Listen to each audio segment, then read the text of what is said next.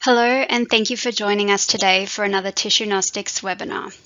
Today we're joined by Professor Uwe Ritter from the Immunology Division at the LIT Regensburg. Professor Uwe Ritter's presentation on immune cell interactions and tissue regeneration was actually recorded last year during the Australian and New Zealand Society for Immunology's annual conference. But we are very happy to be able to share his presentation with you all today and would like to thank Professor Uwe Ritter and his institute again for their time and also for the work that they do. So without further ado, let me hand you all over to Professor Ritter, and we hope that you all enjoy the presentation. Good morning for the early bird, also coming to the early bird session. So I would like to focus your attention, because it's a Zoom meeting, to the slides, the following slides, by using this wonderful tool here. And now I would come to this topic of my talk. This morning I would talk about exploring immune cell interactions and tissue regeneration through cutting-edge imaging technologies. Okay, within the next 30 minutes, I think I will show you that imaging pipelines are really useful tools for the investigation of tissue regeneration processes. I have dissected my presentation in two parts here. In the first part, I would like to speak about imaging processing and analysis pipelines of 3D skin models. And those models are very useful for the characterization of regular T cells in wound healing. In the second part of the first part, I will show you some machine learning analysis of organoid cultures. Here, I would focus on the investigation of the impact of CD8 positive T cells on tissue remodeling. And in the last part, if I have enough time, this is a bit of science fiction. I would like to show you perspectives and visions about the decryption of cell-cell interactions in situ. Now, there's no need to make pictures of this talk. Most of the data are published already. And let's get started with the first part. Okay, I think most of you will know Tregs here. In the core signature of Tregs is CD4, FOXP3, IL2, and so on and so on. And based on most mice experiments, and especially based on the depletion of the Tregs by pan depletion or subset-specific depletion or induced depletion, it has been shown that Tregs are involved in immune regulation. That's completely clear. And it also has been shown that Tregs are involved in metabolism. And last but not least, it has been shown that the Tregs, especially tissue Tregs, are involved in tissue repair. And those Tregs are characterized in the mouse model by the expression of the ampheregolin and CD4 FOXP3. Okay, now I come to the point Tregs and wound healing. So the repair function in the immune system is quite established. And what our group intends, we would like to know whether there's an equivalent in humans of this tissue repair Tregs. So for that, the group of Markus Feurer analyzed here the mouse tissues and human tissues. They analyzed blood and subcutaneous fat and skin, performed single-cell attack. And the reason why they did that, they searched for a lot of markers that are expressed by human or mouse Tregs. So here they looked whether they have an overlap from mouse Tregs and human Tregs, and they are very, very interested in detecting the phenotype of tissue repair Tregs in humans. So I cannot go in detail because this is not the focus of the talk. Of the unit paper, so you can read it. It was published already, but this is the conclusion of the paper. So we were able to detect tissue Tregs in humans, and they express here CCR8 and are positive for BATF. This is the basic leucine zipper ATF-like transcription factor motif, and they are comparable to this tissue Tregs from the immune system.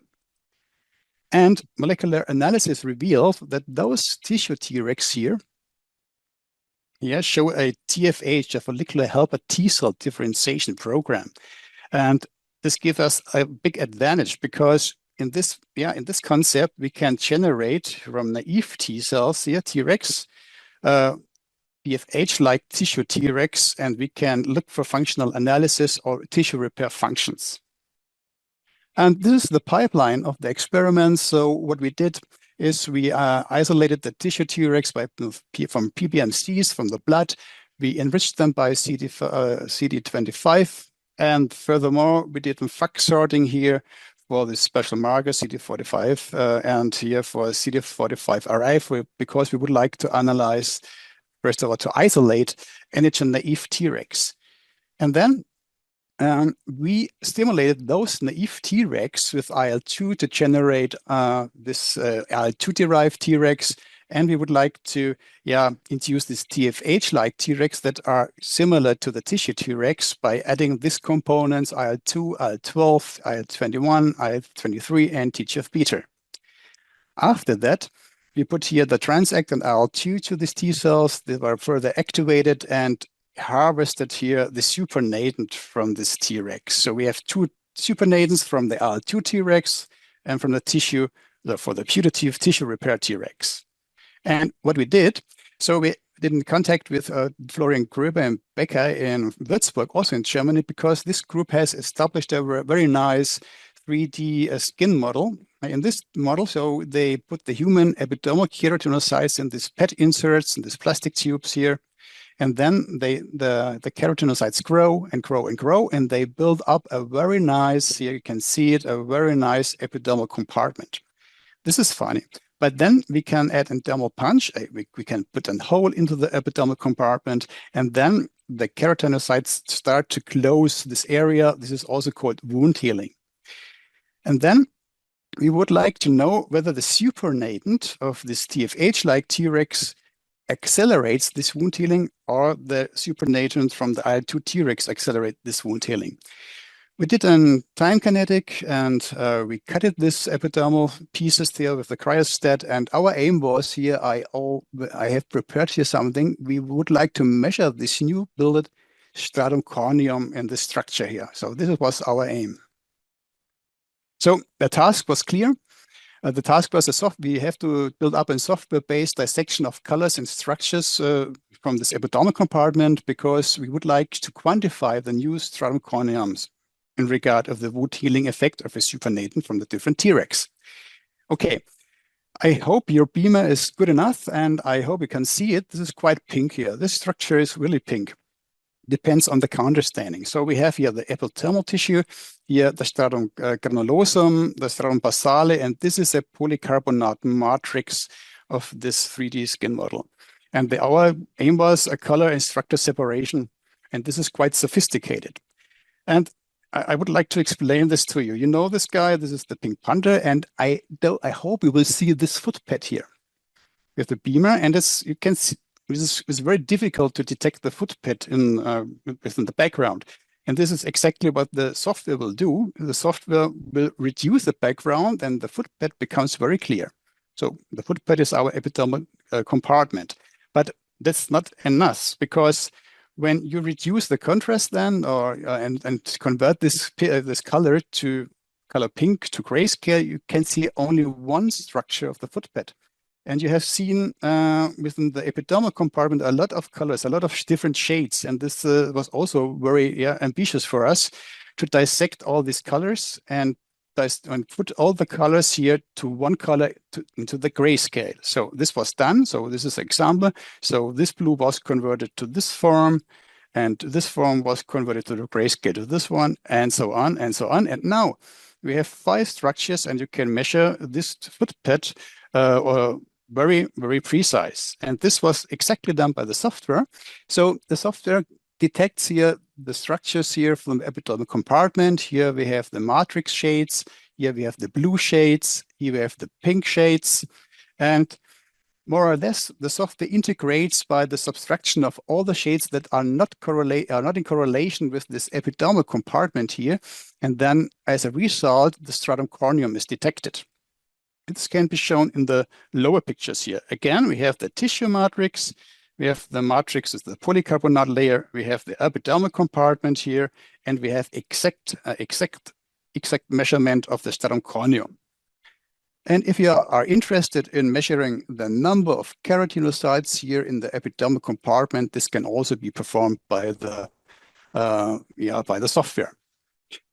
Okay. Furthermore, you can add by color separation. You can pick your colors. You can say, okay, this is the epidermal compartment. You can do that, and then you can furthermore choose the special settings for the tissue detection, for the polycarbonate detection, and so on and so on. Nevertheless, this is a fine tuning, and the result is quite convincing here. You can really precise detect the stratum corneum in the epidermal compartment. And this was a reviewer question of the paper, and they would like to know whether the supernatant can really increase the wound healing in our system. And here, this is quite clear. This is the setup of the TFH-like supernates. You can see here the stratum corneum. Here we measured the stratum corneum. These are the IL-2 Tregs supernatants. So you can see it by eye. The stratum corneum is not so well developed, so the wound healing is not so accelerated. And we can measure this here, and this is indicated here in red. The TFH-like cell supernatants, so increase the square micrometer of the stratum corneum, normalized to the 2 millimeter punch. This is also very significant. And last but not least, we can show that this technique can also be reproduced by other technique, by the so-called transepithelial electrical resistant measurement, the TEER. And this is here the 168 hours condition. When you compare these measurements here, they are quite similar. So the technique is working and the result was fine. So this is the conclusion of the first part. So we were able to develop a detection algorithm that can dissect the pink shades of a tissue. You can use other tissues as well. You can quantify that, and we were able to show that the tissue Tregs from humans are CCR8 positive and positive for this BATF, and can really accelerate the wound healing in more complex wound healing systems. Okay, now I will come to the second part of the part one, the machine learning analysis of organoid cultures based on the CD8 cells. I think you will all know that concept. So CD8 cells are known to kill virus-infected cells or tumor cells. This is textbook knowledge. And more or less, CD8 positive T cells can go to the dysfunctional state. This state is called exhaustion. And here they are positive for PD-1, TIGIT, and other markers. So they don't want to work anymore. They are exhausted. But immunity is not black and white, or here red and green. So in other systems like a liver hepatocellular carcinoma or NASH, it has been shown that those cells that are PD-1 positive, TIGIT positive are reactive. They are not exhausted and can promote fibrosis or tumor progression. So they're not exhausted. And therefore, we would like to know whether those CD8 positive T cells are involved in tissue reconstruction, because when you would focus here on the upper left side here, when an CD8 positive T cells kills an infected cell, so the tissue is also not very happy. So you have a tissue destruction, and you have to a remodeling of the tissue. And then therefore we ask the question whether CD8 positive T cells can induce tissue regeneration. For that, we isolated those T cells, and we stimulated those CD8 positive T cells by CD3 and CD28 beats, and took the supernatant, performed an easy scratch assay, and here this is very clear. So these are activated naive T cells. They are very bad in the wound healing, but here in the activated PD-1 TIGIT positive T cells, they can really very nice induce a wound healing. This is also here shown in this red line here, and the activated central memory T cells can also induce here a wound healing. Okay, this is fine, but we would like to know whether CD8 positive cells can also promote a reorganization of organoids. This is a very complex situation. For that, we isolated again CD8 positive T cells by the Tex-Mex medium, and then we activated those T cells, because only the activated CD8 positive T cells are capable to induce the wound healing, and put them together with organoids. Okay.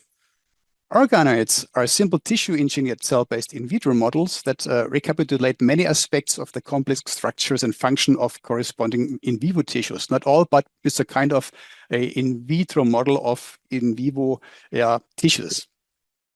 They are tissue derived, and we can derive them from adult stem cells. Cancer stem cells are induced pluripotent stem cells, so this is not the problem. So we can very nicely generate organoids in the matrixal dome here, for example. But we would like to know what happens when the organoids come close in contact with lymphocytes, for example. This was not done before our study, because it's very difficult to measure and to dissect the organoids from the lymphoids. So the task in this concept, or in this project, was very clear. We would like to develop a machine learning pipeline that is suitable for the detection of organoid structures within the complex co-culture conditions, so in high throughput conditions. And the aim was a characterization of organoid formation, number, size, and shape. Why? Clear. I said it already. We wanted to know whether human T cells or CD8 T cells can support an organoid development. And here, this is the movie here. Organoids are growing here with lymphocytes in a matrixal dome, and can very nicely show here that the organoids blow up and grow, and you can show that the background is horrible. So this was our task. So we derived organoids from the bile duct, put them together with CD8 positive T cells, and then we started in collaboration with Diagnostics to establish an organoid detection app. And this was the problems at the beginning. And I didn't do that because I'm just a user and the experts on the other side by Diagnostics. So we had at the beginning very big problems. We have a contour mimicry, so we have cells, they look like organoids but aren't organoids. We have a contour fusion, so we have a fusion of two organoids, and it's very difficult to dissect the two organoids. And last but not least, we have a contour disruption, and it's also very problematic for the algorithm to detect here this organoid structure. Our ambitious aim was a correct detection like humans, like I did. So we would like to detect a organoid. Oh, no, I'm very bad this evening, but here we would like to detect this structure, but not we, the software. And here, this is also published this year. You can read the details, but in principle, you have here the organoid image, and you can convert it to grayscale, make a background correction like the Bing Panther. Yeah.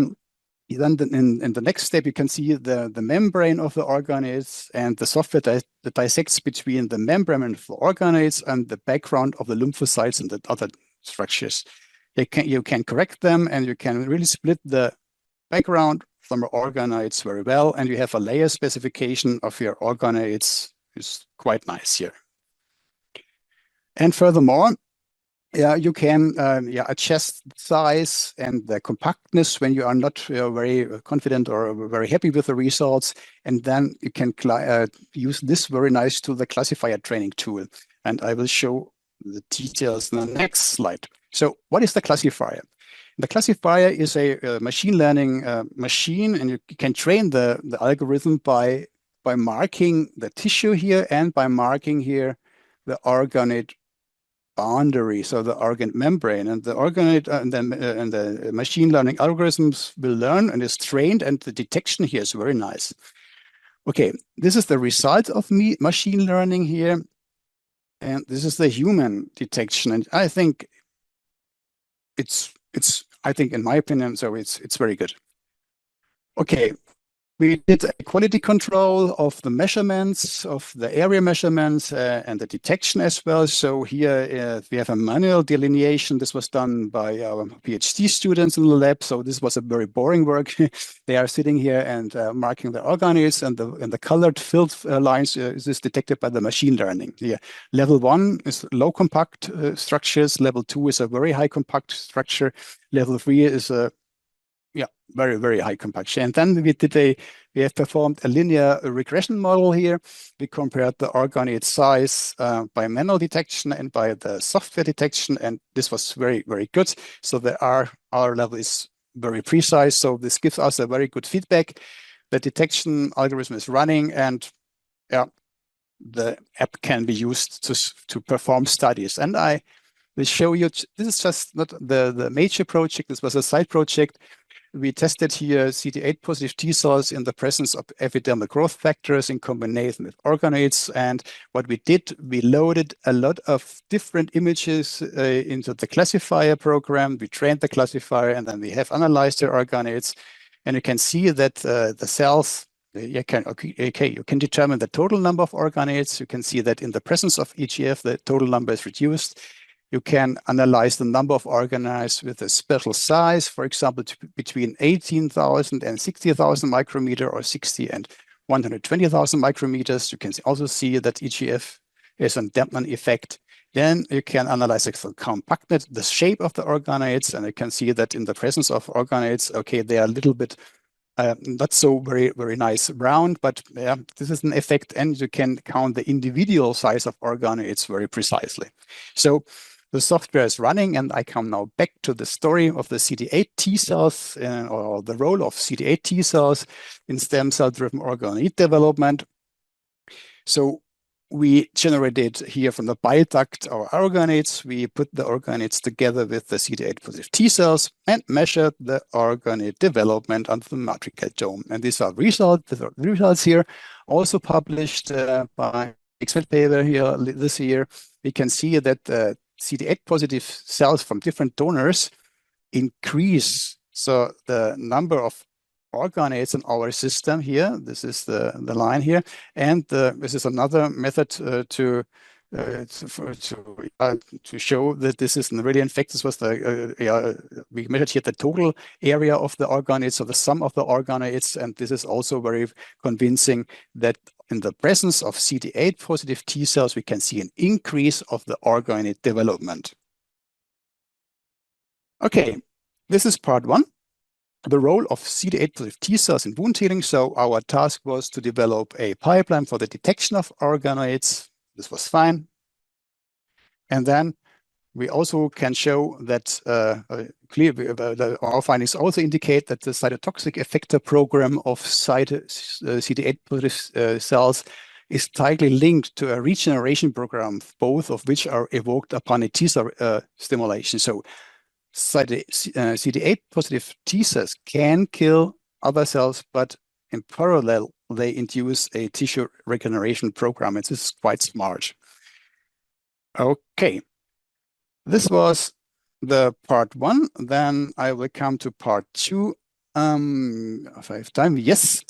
So this is really science fiction. So I will start with facts, but at the end, it will be more and more speculative. But I think maybe in a few years we can reach this goal. So our goal is a decoding of cell-cell interactions. Okay, you know, the cell communication of immunological cells. Here, this is a T cell, for example, this is an dendritic cell, is based on autocrine cells. So the cells are speaking to their own or juxtacrine processes or communication in cis. And these processes are influencing tissue homeostasis and immune response to tumor and pathogens. And this is textbook. So there are signaling molecules involved, like cytokines, metabolites, receptor proteins, or the receptors proteins that bind specific surface molecules, signaling pathways, cell junctions, and secondary messengers. So this is we know the facts, the alphabet, but we didn't understand the sentences at the moment. So, but how we can detect the cell-to-cell communication and to clarify the T cell mediated immunity. So this is the communication of cells. This is a dendritic cell. And this is a T cell. There is a communication process.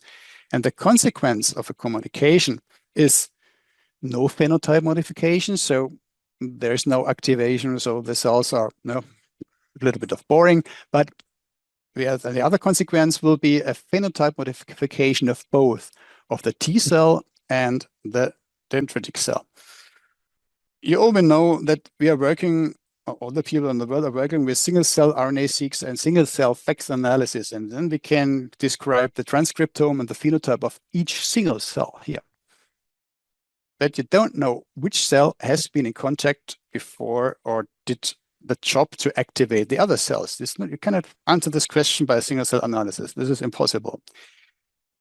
At the moment, we can generate single cell raw data on the transcriptome and the proteome or the metabome level. This is our limit at the moment. But what they are talking about, this cannot be addressed by single cell analysis. What we can do at the moment, we can perform very simple in vitro experiments. For example, we can add OT1 T cells that are specific for ovalbumin, and we can put ovalbumin, and we put in this in vitro cell culture also dendritic cells, and we can here measure the immune response of the dendritic cell and T cell. What we can do in our lab, this is not the problem. We can perform laser scanning microscopy. We can really here measure the membrane overlaps of the cells. This is the immunological synapse. And we can characterize the phenotype of cells that are interacting with dendritic cells. This is very precise, but this is also only a description of the phenotypes. What we can also do is to do this in situ. We can measure here cell boundaries by StrataQuest. This is the pipeline of StrataQuest. I can't go in detail based off time limitations, but what we can do is we can calculate potential contact area of cells. And then we can analyze the cells that are in direct contact to this cell. And we can characterize the neighbors. This is also possible. But other cells really are in communication, or are they boring neighbors? This is or can also be not addressed by the study.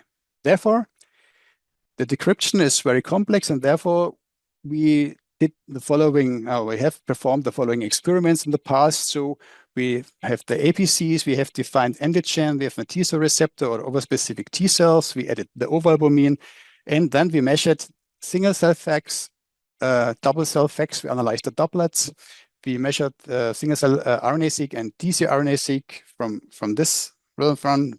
We have sorted the doublets, and then we thought we were capable to analyze the phenotype or the phenotype modification or the transcriptome of those cells that are in interaction regarding at the end phenotype modification or non-phenotype modification. But you never work alone with good ideas. This idea was published. We started with this project a long time ago. But in 2020, there was a very, very excellent, or this is an excellent publication by Ido Ahmed, and they described a very, very nice tool. They did exactly the same.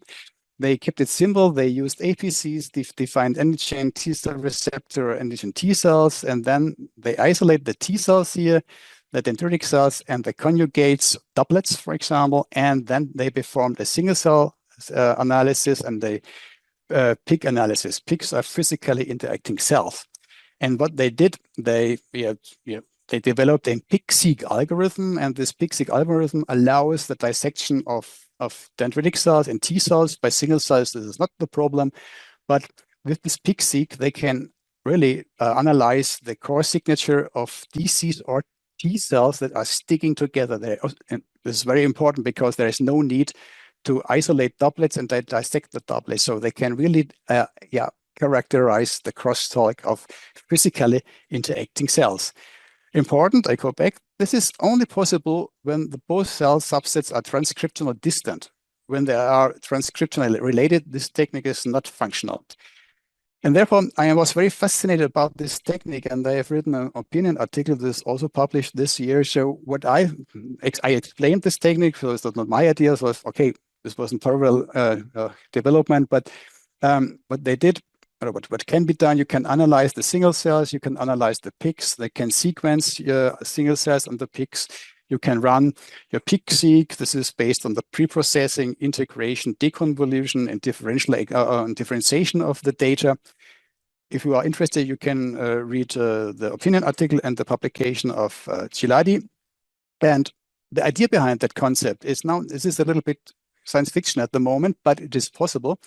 You can define gene expression profiles of PICs grouped by the contributing T cell or myeloid identities. You can show, okay, this is the PIC, the physically interacting cell, and the dendritic cells that is attached to T cells is express those genes, for example, and you can say, okay, these are migratory T cells based on the genes, these are plasmas, these are plasmacytoid disease, DC1, DC2s, or monocytes. You can define this cell sticking on that cell very precisely. In the other way around, You can make the same story with the T cells. You can say, okay, this is a naive T cell, CD4 memory Treg, CD8, or an activated T cell. So this is possible at the moment.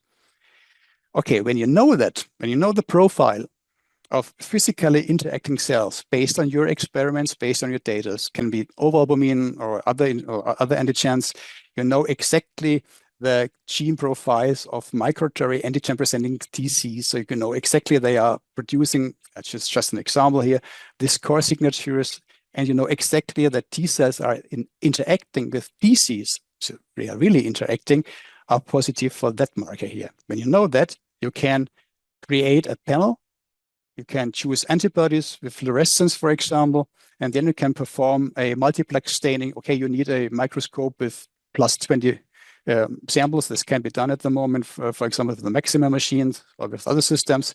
And the big advantage of that, you can really detect the cells that are really in interaction, because you can say, based on these markers here, these cells are interacting with each other and they are doing the job. And you can perform contextual analysis, and then you can show in the lymph nodes, for example, you can really detect the cells that are really interacting. So this is a hot interaction because they are interacting, and you can discriminate those cells from cold interaction. Okay, this is dendritic cells with cell neighbors, for example, but there is no communication, no immune response.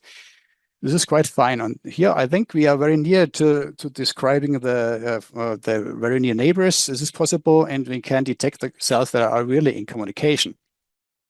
And this is very important, because then when this will work, and I'm sure this will work, you can go ahead. You can put your systems, your mouse systems, for example, you can infect the mice with Leishmania or other pathogens, and then you can go ahead, because you know we have a resistant phenotype and a chronic phenotype, and you can detect here the gene modules exactly that are in correlation to adaptive immunity by T cells and dendritic cells, or in correlation to immune pathology for T cells and dendritic cells. This would be a big advantage. And the next advantage will be, and I am also very sure that not every pathogen induces the same cell communication in the lymph node. There are differences between, you will agree, there are differences between viruses, protozoans, and bacteria here. And with this concept, when you put, when the people will work together, we can create a multi-center-based contextual and PIC atlas. You can create this gene modules on a pathogen-specific background. You can say, okay, during the immune response of the pigs, we have the shared expressions here of genes that are also induced by protozoans or bacteria. But you based on the software, you can detect genes that are exclusively induced by virus infection, and then you can go ahead when you can isolate the genes by software packages, and then you can demonstrate. Can you go back in the pseudo situation, and you can clearly show or describe the cells that are in communication on a pathogen-specific manner. Okay, this is my last point of the presentation, because with this finding, you can also, there's no need to work with dendritic cells and T cells. You can expand this concept to other systems, for example, to tumor immunology. And the background behind that is you can characterize gene modules that are associated with tumor killing. Okay, when you have cells that are interacting, you can analyze those cells, and when the result is a tumor killing, you can really detect here these genes that are specifically induced during the tumor killing processes. And this allows a very good computational analysis, and this will pinpoint biomarkers, for example, that are associated and 100% associated with tumor immune cell interaction. And the advantages of the systems is clear. This will deepen the understanding of tumor immune communications, identification of tumor gene modules as well, and the characterization of tumor escape mechanisms. Okay, the consequences are also quite clear. I think this will improve the interpretation of tumor effector cell interactions as well in situ, and this is crucial for evaluating tumor progression and treatment activities. If you are interested and would like to learn or go deeper in this aspect, you can read this opinion articles. I've published this year, and with this, I'm at the end. I will thank first of all, you for your attention at this early time, and for me in the late time. Yeah, I would like to thank the people at the LIT, the Benedict, for example, Selina, Philip, Markus Feuer, this is the head of the institute, and Mika Telika, he did the study of the immunity paper. I would like to thank Tissue Gnostics, especially Rupert and his team, Bianca, Simina, and Bogdan, for their constant help. And I would like to thank again Florian Gröber for his help for the development of these 3D skin structures.